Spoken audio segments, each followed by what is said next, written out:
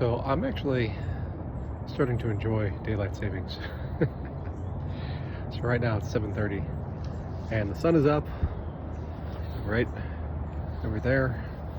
Maybe will this work with the lens flare and everything? It's right there. So as I try to get my morning exposure to sunlight,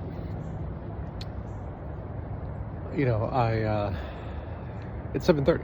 A week and a half ago it would have been 8:30 before the sun was up. I've got trees and stuff on the horizon, so we don't get quite the pure dawn here. We gotta wait a little bit for it to actually rise to the point where it's visible.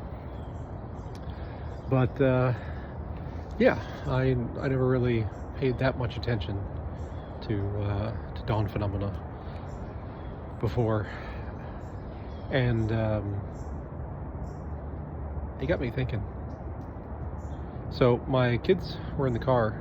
I took them to tennis lessons the other day, and the tennis lessons end at 5:30, and they've been doing this same class since the September, I guess it was, maybe August, I don't know. And we used to.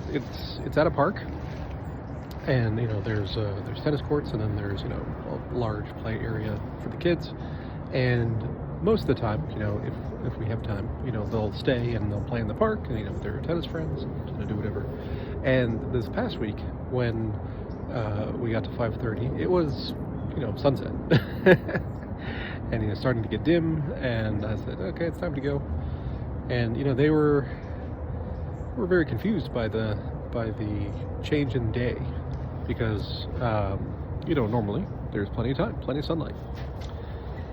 But I was trying to explain to them that there's this whole daylight savings things where the clocks shift, and my 7-year-old was like, well, how does that make the sun change? I said, well, it doesn't make the sun change. It's just changing the point in the day that we're measuring that with our clocks. I'm not sure she totally got that, but it's part of a broader point, I think, that what we measure is really dependent upon what we measure with.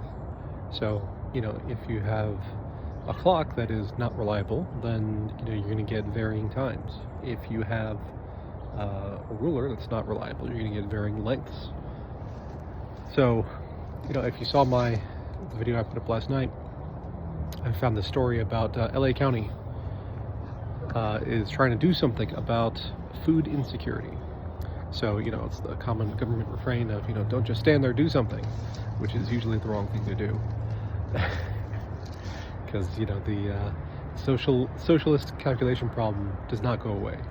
There is no arrangement of things that a centralized body can make that actually represents people's subjective wants. It cannot be done, and it's because they can't calculate. And preferences are subjective, and they're ever changing. So if you totaled up everybody's wants and desires at any one instant, then that's going to change in the next instant. So even if you had perfect information, you still can't do it because things change.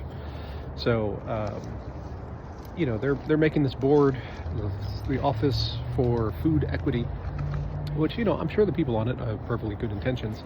Of there's people who are out there who are hungry, and I went into a bit of the difference between food insecure and actually hungry. What the layperson who's not in this field really thinks of as food insecure, when you hear that term, really what you're thinking about is hungry. That's what most people think that means, but that's actually what is called very low food security, which is about 40% of the food insecure. So it's worth keeping in mind. When I write my blog posts, I use ChatGPT a lot, and the way I use it is as an iterative kind of process. I say, okay, here's the thing, and I want to write a blog post. Okay, ask me any questions you need in order to flesh this out. And going through that process is super helpful. It helps. It brings up all these points that I hadn't really thought about in terms of writing all these things out. So it did that, and one of the things it asked me about was, what do I think the chances are of success for this kind of thing? It's like, well, success by what measure? Back to that measuring stick problem. Same thing with inflation. It's like, what dollars are we talking about? And there's going to be success in the sense that they're gonna form this office. They're going to hand out food. There's going to be the usual problems with corruption and contract bidding and all that kind of stuff.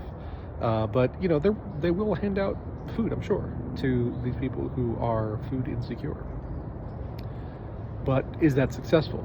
And so in the sense of justifying their budget, they're going to be able to point to this and say, yeah, so we helped 10,000 people get food when otherwise they couldn't. But what is not successful is like Bastiat says, that which is unseen. Because when you bring a government actor into the marketplace who does not have the normal responses to supply and demand, then the other actors in the market get crowded out. And so all other things being equal, the price of food is actually going to go up in LA County, because this board is going to be buying up whatever they buy up. So the people who were on the margin, who were on the bubble of that food insecure status, they're going to be pushed down, because effectively they're going to have higher food inflation than the rest of the country because of these programs. So if they were having a little bit of trouble making it all work going into it, then they're going to have more trouble as this board gets up and running and starts buying food off the market. Now there is something to be said about efficiency gains from reducing waste, but I'm not convinced at all that this office would actually address that. But that's I think it's a more subtle technical point. But yeah, I guess it's important to know what your goals are. It's important to know what you're measuring with before you actually decide whether something is successful or not. So anyway, that's my thought for the morning. Catch you guys next time.